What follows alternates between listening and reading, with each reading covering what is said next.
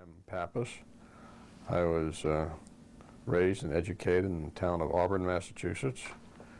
Went on to Harvard College, University of Rochester Medical School.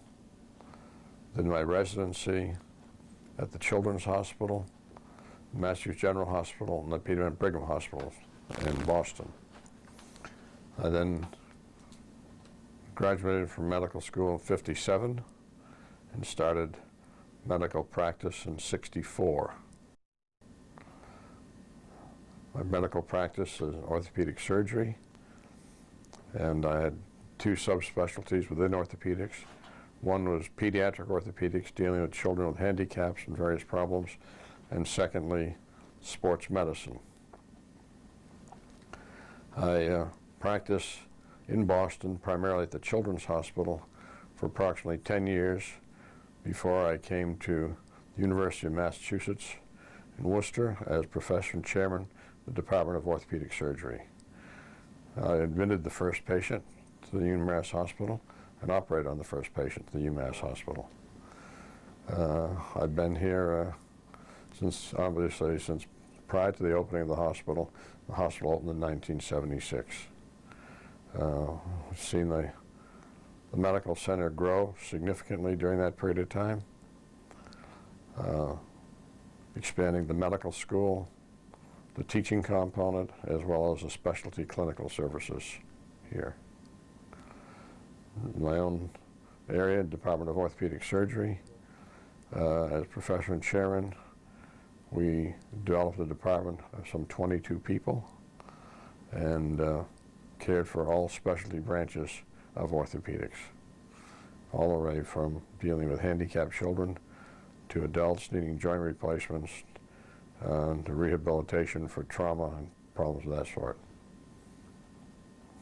What made you become an orthopedic surgeon? I became an orthopedic surgeon because I'd been interested in the musculoskeletal system, having participated in athletics as a student at Auburn High School and at Harvard College.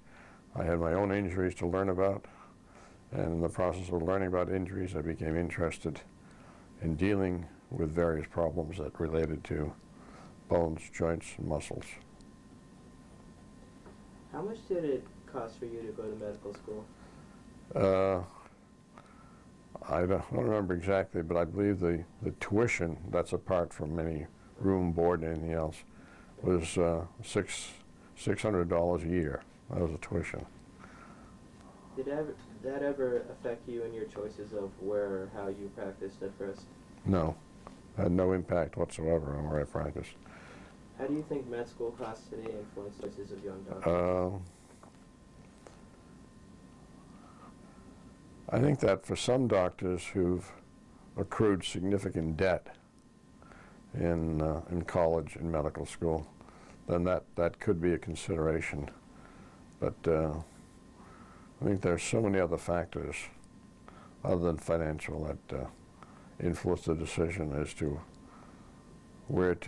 what to specialize in and what to practice, and whether to practice general medical care or specialty care. All right, well, would you like to talk about anything more from your training or medical school before we move on to your practice? Not unless you have any questions. No, that's it. Okay. All right, would you care to describe a typical day of practice when you first started, I guess, here in Worcester? The practice when I first started and the practice when I finish are pretty much the same. Okay. I do surgery 2 or 3 days a week, and usually ranging for roughly 1/2 day doing surgery, and then I'd see patients probably for either 3 or 4 half days a week beyond that. And it's a matter of making rounds in the morning and in the evening. Would you care to describe your rounds more and how they've changed over the years?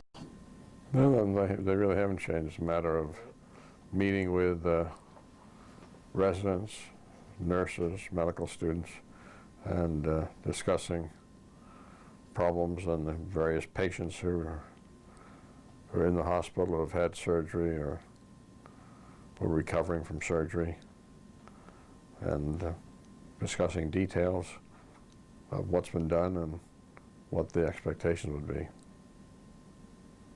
All right. Did you ever make a house call during your career? Yes, there are some patients who would be either so immobile from the various injuries or who enlarged casts that it would be very difficult for the family to bring them to the office of the hospital, that I would visit them at home. And how else would you communicate with your patients outside of the office and outside of house calls?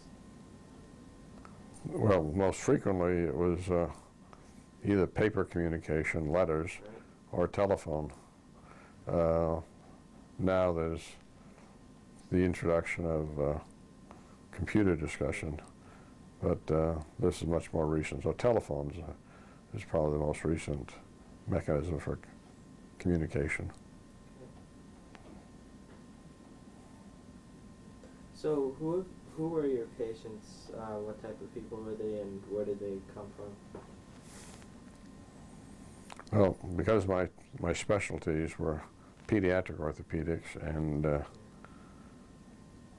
in sports medicine, the majority of my patients were from various areas of New England or various parts of the country who'd come because of my interest in specialty areas, and that they would,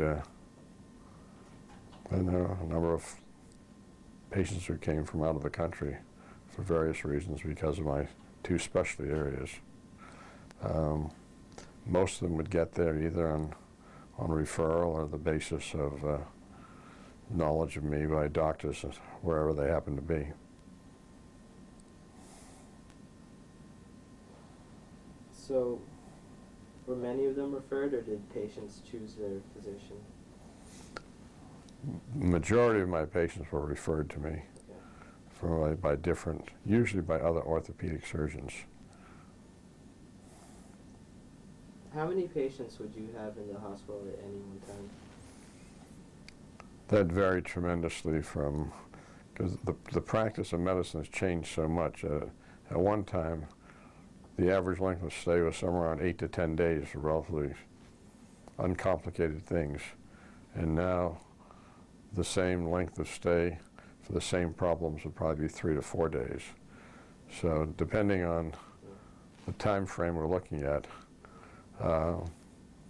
could have anywhere from 4 or 5 patients to 25 or 30 patients. Oh, okay.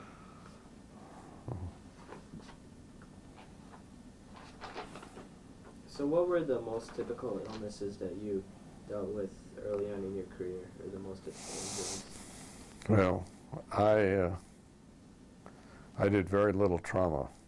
So the injuries, the problems I looked after were much more related to either things that were birth defects or some form of athletic injury.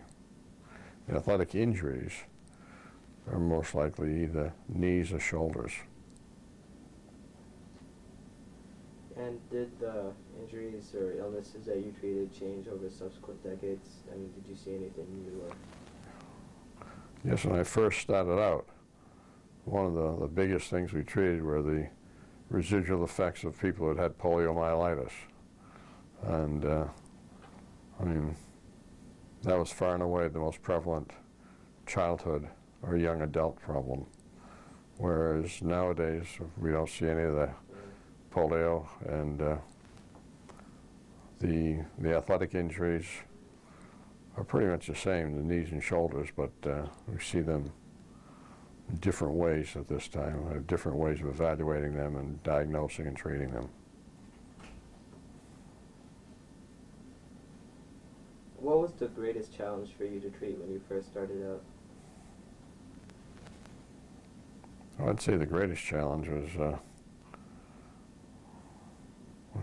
Paula's husband dealing with a child who has very severe congenital handicapping conditions and trying to assist them, both the surgical technique as well as emotional support and psychological support to deal with the problems they have in their lives they deal with.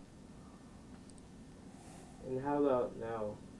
What do you think is the greatest challenge in your field? Same thing.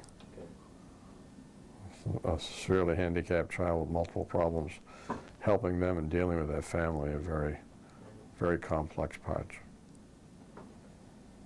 What was one of the most important breakthroughs in disease treatment during the course of your career?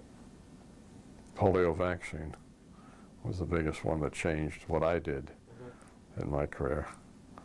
And other things, technology, you know, the arthroscope, the MRI, the CT scan, radiation treatment, all of these things are new advances, and some of the new surgical techniques, those are more human directed, whereas a lot of the others were technologically directed.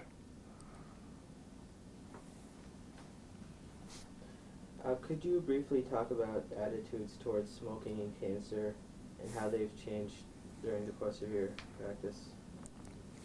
Smoking was very common when I first started practice, and people at all levels of all specialties smoked, and frequently there was smoking in the hospital and throughout the area. And I think now that the majority of professionals do not smoke, and there are very few hospitals that will permit smoking within them. So I think the attitude towards smoking and towards nicotine and tobacco, whether it be chewing tobacco or pipes or cigars, I think those are all much less prevalent now, and people understand the potential negative impact of those on your life.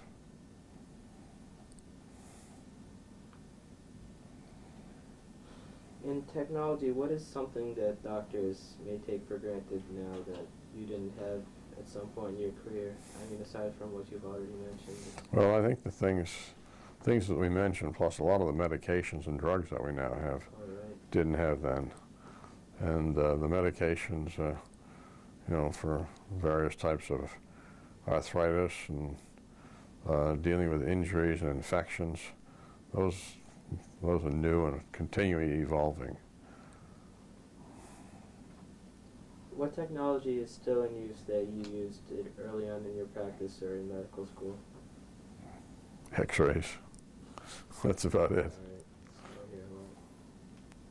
All right. Would you like to talk about one important invention that you've seen in your practice? Not really. I don't know if there is one. That's why it's difficult to focus on one. Okay. But nowadays, I say, technically, the use of the arthroscope or the endoscope has made a huge difference in the practice of orthopedics and surgery overall. Whereas in a technological sense, the MRI and variations of the MRI and PET scans, things of that nature, are really changing the way people evaluate and treat problems. Did you always have access to the new technology in your field? Yes. Fortunately, my career either having been in Boston at the Children's Hospital, Mass General Hospital, or here at the University of Massachusetts, generally the latest technology was usually available. What would you like to see invented in medicine? I mean, what piece of technology or, I don't know, a drug or anything? I think talking about drugs, I think the two big things we're all struggling with right now are cancer and HIV, AIDS. And people keep working at it, but and the impact of good health care improves, but nothing has been totally eradicated, as was polio with poliomyelitis. That was a huge breakthrough. What were some of the most important drugs that you used early in your career, and how have those changed? Well, the drugs that we use most are the antibiotics for different types of infections. And over the last 40 to 50 years, so many different modifications and generations of antibiotics have come out. So I think those are the biggest changes. And did you always have access to the drugs that you wanted to use? Yes, I did. How did changes in the drug industry affect your practice? Only, I forget it. I think the changes were more that decisions had to be made and choices made amongst various medications. They're always developing new medications, new drugs. It was a matter of determining which ones were current and really best at the time. And many drugs frequently go through a curve where they're very popular, and then people realize that either they're replaced by something else or they're not as good as they had projected to be. Yeah.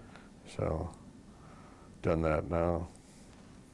You know, the other part of this that's always debated is the use of the name drugs or the generic drugs, and that debate has gone on for some time, and I think at this point that many of the generic drugs have been very well formulated and probably could be used interchangeably with some of the name drugs.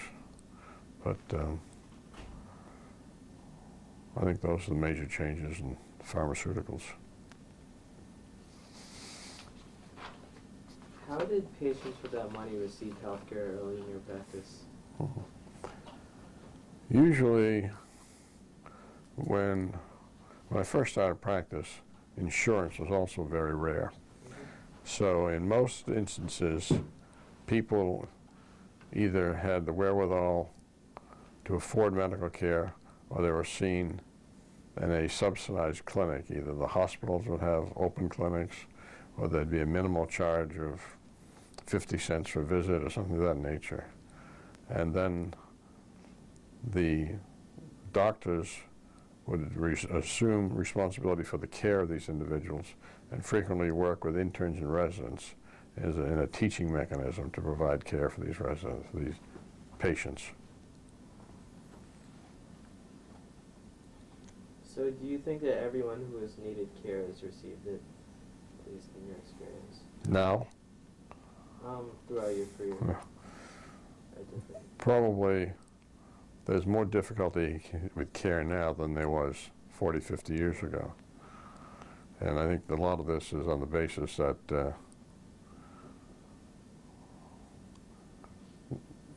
that there are so many potential regulations and legal concerns and malpractice concerns now that many doctors are reluctant to assume responsibility for some patients. You assume responsibility, and something doesn't work out perfectly, then you're held liable and at risk, and that's a problem.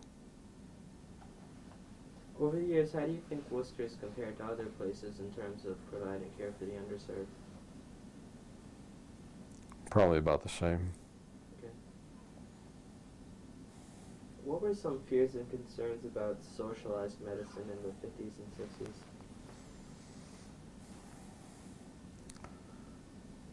I think that the same concerns that people had as insurance came in and as the government has become more involved, that there's always a concern that Big Brother's looking, and you feel much more defensive about things you do. Did you see many physicians get involved politically on the topic of socialized medicine? Not many. Okay. There are always a few who did, but I don't think many were involved. And those who were were generally already treating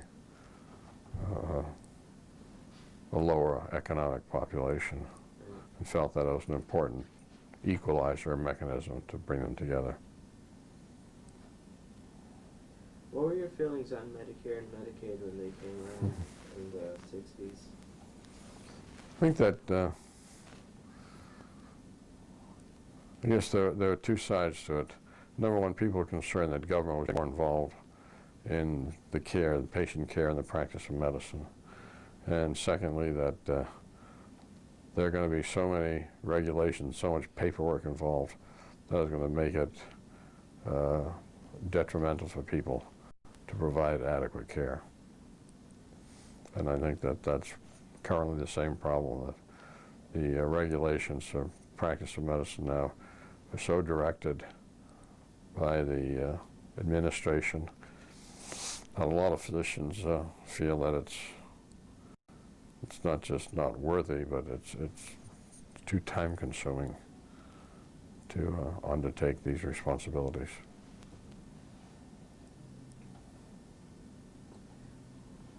So do you think that the government has become more or less involved in healthcare? There's no question the government's more involved in healthcare. And how has that affected physicians specifically? I think that it's really affected what you do in the practice of medicine, and that the more patients that you have who are in governmental programs, the more paperwork you must do. And I think that frustrates a lot of physicians.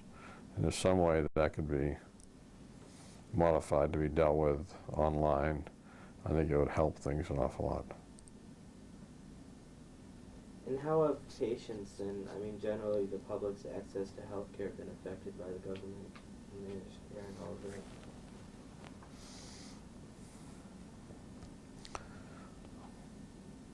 I think access is probably more impacted by the economy than it is by the government, and that healthcare has become so expensive as an insurance product now that many individuals are not offered healthcare insurance as part of their employment. And so they get a little more money in their paycheck, but they get less coverage for health insurance. And I think that some of these people become eligible for government programs, but many do not. And so they're underserved, or they have to develop some sort of financial plan for their service. When did HMOs first impact your practice?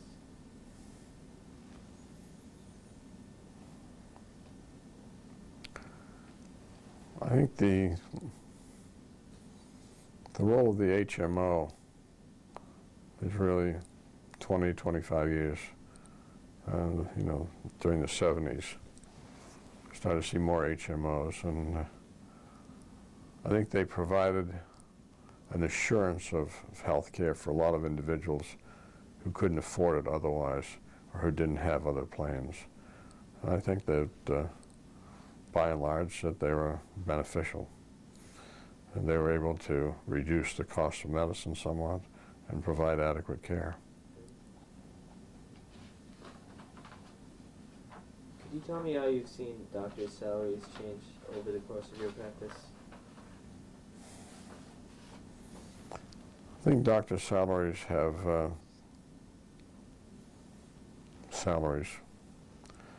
doctors' earnings, if you will, I think have fallen off a bit, in part because fees provided for doctors have gone down, and expenses to practice medicine and to be in medicine have gone up. And so in the consequence, you have a downward spiral on one side of potential for earning, and on the other side you have the rising cost of practice. So I think that overall the total amount of money available to a physician is probably less now assuming that the rest of the economy is equal, less now than it would have been 20 years ago, 10 years ago. Where was most of your income from in the early part of your practice? From a combination of patient care in the office as well as surgery. And has that changed at all to now? I mean, have the sources of your income changed? No, it's still about the same. Alright. How has malpractice insurance changed over the years as well as its impact on doctors' practices? Tremendously. Malpractice, when I first started out, was like $300 a year. Now, in many areas, it's up around, in my specialty, it's up around $70,000 to $100,000 a year. So it's a tremendous change. And for that, many physicians are dropping out of the high-cost malpractice areas and just not practicing anymore. Yeah. What were the typical fees of an office visit when you first began? Just quickly. $15. Wow, okay. How would you say that you learned the business of medicine? I'm sorry. How did you learn the business of medicine? Oh. Just by practicing and going to courses and paying attention to all the insurance programs. Would you say that that would be a topic that needs to be covered more in medical school, or Well, should that be left alone? I think the business of medicine, just the total organization of medicine and the impact of your individual business and individual practice, but also the insurance companies and the government aspects of reimbursement, all should be more emphasized in medical school, as well as throughout training. Because so often people are only learning medicine, but the economic aspects of it must be highlighted. All right, well, I'm going to move on to the Worcester community now. Could you tell me what are the changes that you've seen in the demographics of Worcester? Well, the demographics of Worcester have changed significantly. You know, I grew up in this area, so over the last 60, 70 years, there's been a real shift in that more immigrant populations from different areas are coming in. At first, the immigrant populations were much more from Europe, Central Europe, Ireland. Now those people have been more integrated into society, and people from third world areas, in the Asian area, as well as some people from South America, might be considered third world also, but they're now emigrating into this area. That's changing the demographics of the ethnicity of the population. And did the ethnic background of your patients change a great deal over the years? Not really. Mine has not, because most of mine are referrals, and it's always pretty much represented a cross-section of whatever the demographics of the location was. Okay. How did women's health in Worcester change over the course of your practice? You know, women's health in Worcester and nationally has changed remarkably, and that we've learned more about certain things that relate to women, and there are more women directing their interest both in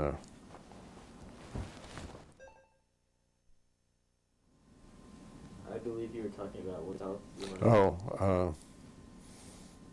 I think there's more interest in women's health now as women's concerns have become more prevalent in our society, and that there are more women practicing medicine now. I think that's brought more attention to women's health. The recognition of breast cancer and osteoporosis and some of those things have really focused extremely well on a number of the women's health issues.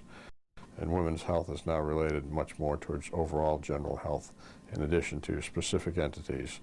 And I think many of the women now are much more concerned and aware of what's going on in their nutrition and the composition of their body and their health needs. So I think that it's been a huge change in women's health, and I don't see that changing or reversing in any way. And what are the changes that you've seen in children's health over the years? I mean, just generally. I think our children are getting much better pediatric care now, and they're getting their immunizations and the concern about nutrition in the schools. These have all improved, and I think that this is reflected in the health of the children overall, the size of children, the height and weight of children, and the general good physical health of children. Some people feel that this is only reflected in a few individuals, that some children, when they're not able to get good health care, not able to participate in healthful activities, they become more obese, and we're hearing a lot of that nowadays about people just spending all their time behind a computer and not being outside playing and exercising. And so I think that in a public health sense, it's important that we pay more attention to the physical health of children just as well as some of the academic intellectual health, and that provide for a better, longer lifestyle. How has Worcester been different from other places that you've practiced, like Boston or? The same. Okay. What do you like particularly about practicing here in Worcester? I like practicing within the medical center and medical school. I have an opportunity not only to practice a specialty, but I also have the opportunity to become involved in some of the academic aspects of the community and involvement in medical students and teaching residents and medical students about the art of medicine as well as some of the physical characteristics of medical problems. Would you say that the opportunity to teach here at UMass was one of the reasons that drew you to Worcester? Or? That was the main reason. I'm from this area originally, and once I was pursuing a course of academic medicine, the opportunity to be at a new medical school was very attractive to me. I had the opportunity to go to a number of other medical schools and larger medical schools in other parts of the country, and I selected this one because of my knowledge of the community and my desire to be in the area. Is there anything you don't like about practicing here in Worcester? No. Right. Yeah. How do you feel the role of the physician in this community has changed over the past 50 years? Yeah. I don't know if the role of the physician has changed as much as the practice of medicine overall has changed, and that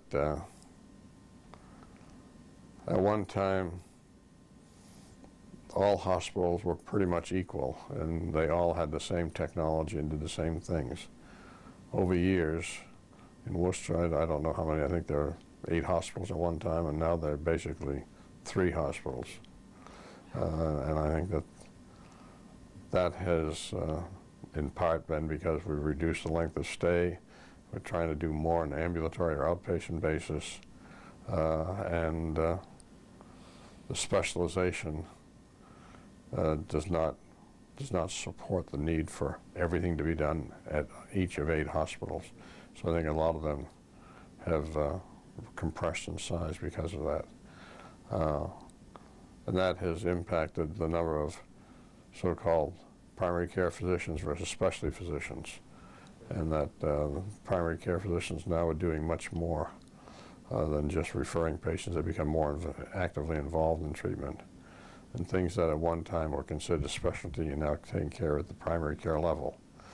So I think that there's been a tremendous shift in responsibility in different areas. And I think that has impacted the practice of medicine overall. And there are some, and the government has impacted it by having certain certificates of need to indicate that we only need so many types of cardiac surgery done in so many places. So they've regulated the delivery of care somewhat that way too. I expect there'll be more regulation through other government programs involving Medicare, Medicaid in the future.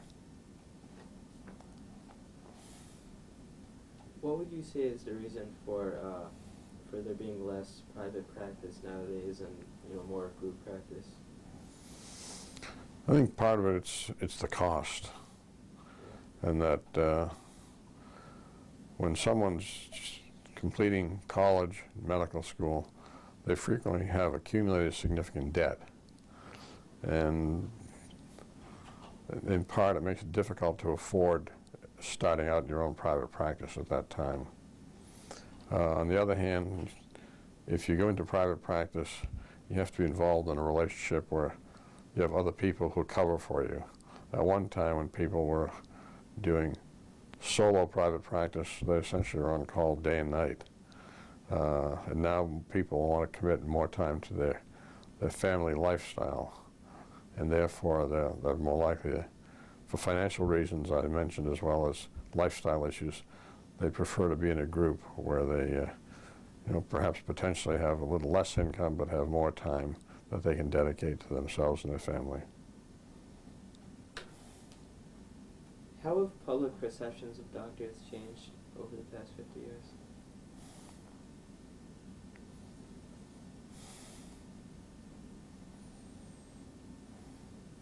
I don't know if they've changed that much. I think that doctors are still respected members of the community that they're in, and they may not have the income that they once had, but I think that they're very much respected individuals. What was it like for the female physician in Worcester in the 50s and 60s? There weren't many. Very few. And I think that's true pretty much throughout this part of the country, that most of the physicians were males, and in some specialties we're seeing a radical change. For example, in obstetrics and gynecology, there are more females going into that specialty and practicing that now, where in the past it was totally men. And this is true in pediatrics, family, a number of specialty areas where there are more women practicing in those specialties now. And as you know, I think the incoming class of medical students is roughly 50-50, male and female. That's a big change. 50 years ago, it was probably more like 94-6. That's a big change. And how did group practices or hospitals treat minority physicians early in your career? Never any different. The difference was that minority patients? No, physicians. Never had any difference. And, when I was in Boston, I had physicians from various backgrounds working with me, from African American, South American, and so forth. Never any difference. Are there Worcester physicians that you admired when you started practicing here?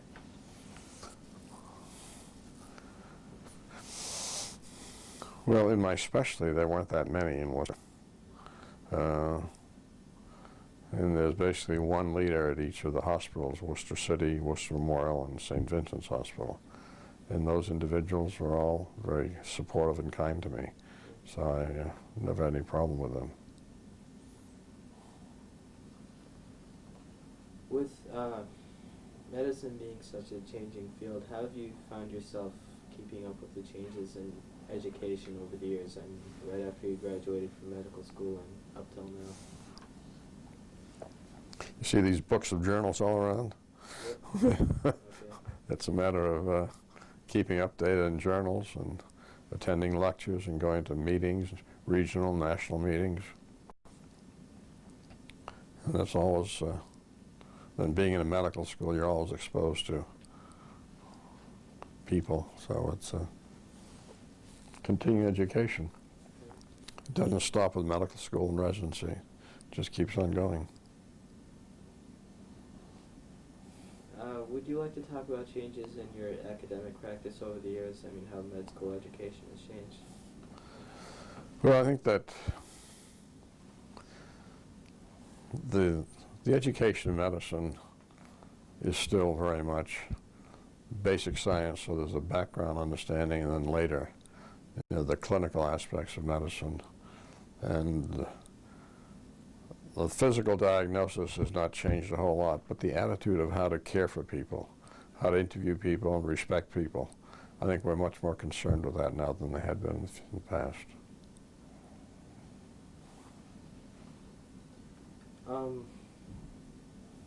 Would you like to talk about general changes in your field of orthopedic surgery, including the science?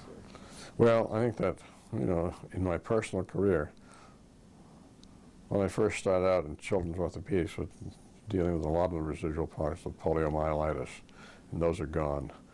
So I'm dealing more with physical handicaps and congenital handicaps in children, and I continue to do that. And well, I deal more with athletic injuries and athletic problems, and that learning more about prevention of athletic injuries and preparation for athletics have been important factors for us, and that the introduction of the arthroscope to be able to look inside joints and do things has cut down a lot of the extensive surgery that was once necessary.